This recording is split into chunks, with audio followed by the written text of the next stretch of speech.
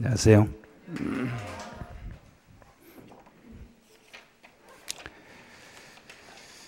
네, 일주일 중에 오늘이 마지막이네요. 일주일 동안 이제 과목을 한 과목씩 들어보셨을 건데 오늘 이제 세법 마지막 과목이네요.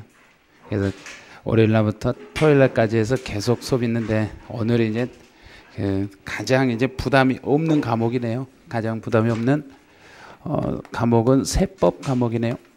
이게 세법 과목인데 실제 이게 문제 범위도 작아요. 문제 범위도 16문제밖에 안 나오는 거예요. 그래서 저희 세법은 공시법하고 한 세트예요. 그래서 공시법, 세법 해서 40문제예요. 근데 그 중에 세법은 16개가 나오는데 이제 16개 범위가 어디가 어떻게 이제 나오는가는 잠깐은 좀 알고는 계셔야 될 거예요. 그리고 그 법이 어떻게 변했는가 혹시라도 과거에 공부를 좀 해보셨으면 어떻게 법이 바뀌고 그 법이 바뀐 법을 어떻게 대비를 할 것인가 이제 이런 걸 알으셔야 돼요. 그리고 이제 책의 차례 쪽을 한번 봐보세요. 한 3페이지 페이지 수가 표시가 안 돼 있는데 차례 쪽을 여기를 보시면 돼요. 차례. 그래서 그 내용을 봐보시면 세 파트로 나눠져 있을 거예요. 지방세 기본법, 지방세법, 국세 이렇게 해가지고 3개로 나눠져 있는데 이 세 파트 중에서 어떻게 이제 문제를 나오고 이게 공부를 어떻게 해야 되는가. 근데 사실 세법은 하나하나 떨어져 있는 법이라고 생각하시면 안 돼요. 이 법이 전체가 이렇게 하나로 이렇게 묶여져 있어요. 전체가 묶여져 있기 때문에 공부를 하실 때는 연결고리를 잘 연결을 걸어 가지고 처음부터 끝까지 한 번에 그냥 잡아 끌으셔야 돼요. 이렇게 해 주셔야 되는데 그 중에 이제 제1파트가 제1편이 지방세 기본법이라고 해가지고 이 지방세 기본법이라는데 이게 뭐하고 같냐면 이 내용이 조세 총론하고 똑같은 내용이에요. 이제 지방세 중에서 지방세 세금이 몇 개 되는데 그 지방세 중에서 기본적으로 적용되는 거. 그럼 모든 지방세의 기본이 되고 공통되는 내용만 여기다 묶어놓은 거예요. 그럼 총칙이란 이야기예요. 이게요. 그래서 민법에서 배우는 민법의 총칙하고 똑같은 거예요. 민법의 총칙하고 같은 개념이 제1편이에요. 두 번째는 이제 지방세라는 제2편에서는 지방세법이라는 이런 법이 있어요.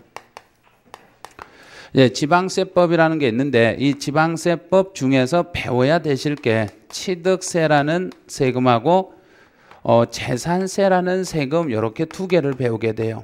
그래서 등록세는 이제 폐지돼서 없어져 버렸어요. 등록세는 없어졌어요. 지금 저희가 배우는 것은 2011년치로 배우기 때문에 2010년치는 고려하지 않네요. 그래서 2011년 우리 시험을 보니까 2011년부터는 등록세라는 건 아예 없어져요. 이미 확정됐어요. 없어지기로. 그래서 없어지기로 확정이 돼버렸으니까 등록세라는 이야기는 아마 이제 지금부터는 안 쓸 거예요. 그다음 제3편. 이제 3편에는 국세라는 게 있는데 이 국세 중에서 공부를 하셔야 될 게 2군데예요. 종합부동산세하고 종합부동산세라는 이런 세금하고 이 세금하고 소득세라는 세금 이렇게 해서 2개예요. 그럼 총 공부를 하는 게 지방세 기본법, 취득세, 재산세, 종합부동산세, 소득세에서 총 5개만 배우시면 돼요. 이 5개만 배우는데 이 5개 중에서 16개가 나와요. 지방세 기본법은 아마 많이 나오면 2문제. 그런데 이 지방세 기본법을 산업인력공단은 대책이 없어가지고 이 부분에서 어쩔 때는 막 10개도 내버리고 그래요.